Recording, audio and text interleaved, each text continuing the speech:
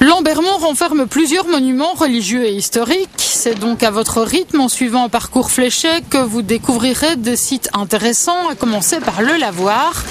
Firmin Guillot se souvient y être allé avec sa sœur il y a 55 ans d'ici. Rendez-vous était fixé chaque lundi. Quant au travail, il était pour le moins fastidieux, nous a confié l'habitante. Il fallait frotter. C'était beaucoup d'énergie qu'il fallait. Et le linge était quand même du gros linge. Des grosses culottes en velours des hommes. Souvent le linge, quand on l'avait lavé comme ça, on le faisait bouillir dans des gros ustensiles, comme il y en a un là derrière moi. Quand il y avait quelque chose aux alentours, au village, ça se racontait. C'était le lieu.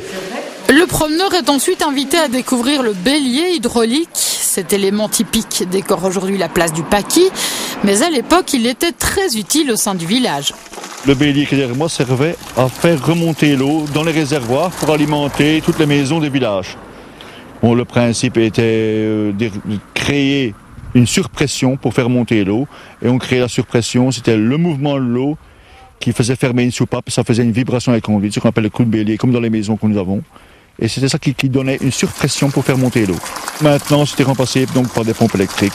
Donc, c'est beaucoup plus puissant, plus silencieux. Puis on continue la balade et à peine 50 mètres plus loin se trouve l'abreuvoir pour les bêtes et le fameux Ramoni. Explication. Le Ramoni est une statue qui représente les habitants de Lambermont. Les habitants de Lambermont, ils sont surnommés les Ramoni. Et les Ramoni, le mot vient qu'anciennement, des gens qui travaillaient ici à Lambermont, sur la place qui est derrière moi, c'était un étang et construisaient des ramons. Des ramons, c'était un petit peu l'ancêtre de la broserie qu'on connaît aujourd'hui. Et ils faisaient ça avec des noisetiers, etc. Ensuite, on poursuit son chemin jusqu'au calvaire du bas de la Charrière, qui fête son centenaire cette année. L'occasion de se rendre à 2 km de là chez Albert Lejeune, qui expliquera en quoi consiste le métier d'artisan de la pierre. Entrez, je vous en prie. Au départ, je vais parler des carrières, parce que si on veut parler des outils de carrière, il faut tout d'abord qu'on sache à quoi ils servent. Et en parlant des carrières, c'est tout simplement la Gaume qui a ses carrières de Jurassique, donc du grès sinémurien. Et moi, j'ai toujours en activité une petite carrière où j'extrais la pierre, où je la découpe et je la taille. Alors, après, ce sont les outils qui servent donc à différentes possibilités pour tailler, pour créer des cheminées, un tour de puits, une margelle de puits, une façade peut-être, mais toujours à ma mesure d'artisan qui est seul. Pour découvrir le sympathique petit musée de ce passionné, ainsi que les autres constructions, témoins des métiers d'autrefois exercés dans cette partie de la province, rendez-vous ce week-end. Nul besoin de réserver, il suffit de se rendre place de l'église. La visite se déroulera de 10 à 18 heures durant les 2 jours.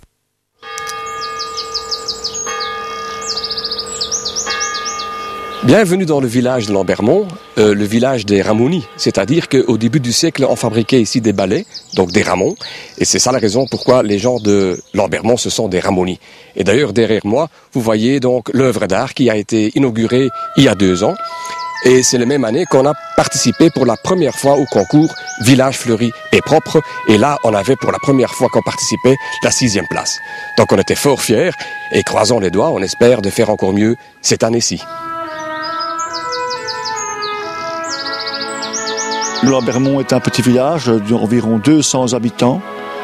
De plus en plus d'étrangers viennent s'installer, mais tous ces gens participent au fleurissement du village, apprécient ce qu'on fait et se sont peut-être installés à Lambermont en seconde résidence, justement pour la beauté du village.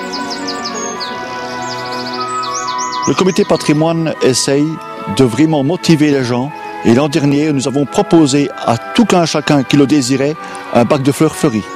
Ce qui permet d'encourager et de créer des liens dans le village, une nouvelle motivation, un nouvel élan de solidarité. Ça a changé beaucoup. Parce que maintenant, on a un beau petit village. Il faut reconnaître qu'on a un beau petit village. Et je suis content que ça se passe comme ça. Tous les touristes qui viennent ici, ils disent « Oh, le beau petit village, oh, le beau petit village ». Mais nous, on ne voit même plus le village, tellement on est habitué dedans. Mais c'est joli. Et l'église. C'est déjà rare de voir une église si bien décorée. Hein. c'est quand même plus gai de vivre dans un petit village qui est propre et fleuri et entretenu, c'est bien. Tous les habitants du village s'occupent quand même d'arroser toutes les fleurs. Près du pont, c'est une voisine, donc chacun a son coin. Moi, c'est le Christ qui se trouve un peu plus haut. Donc le comité patrimoine ne s'occupe pas uniquement du fleurissement du village, mais aussi de la rénovation du patrimoine comme ici, du patrimoine religieux qui a été rénové l'année passée, mais évidemment qui est aussi très bien fleuri cette année-ci. Ça arrive fréquemment que les gens du village s'arrêtent pour me féliciter, pour me dire continue, ne décourage pas, il faut continuer. Même des étrangers s'arrêtent, prennent des photos et demandent qui s'occupe des fleurs à Lambermont, qui entretient le village. Ça, c'est très motivant. Hein. On ne peut pas s'arrêter quand on a tant de gestes de sympathie. Ça, on ne peut pas. Des témoignages comme ça, on ne peut pas s'en passer. C'est du bonheur.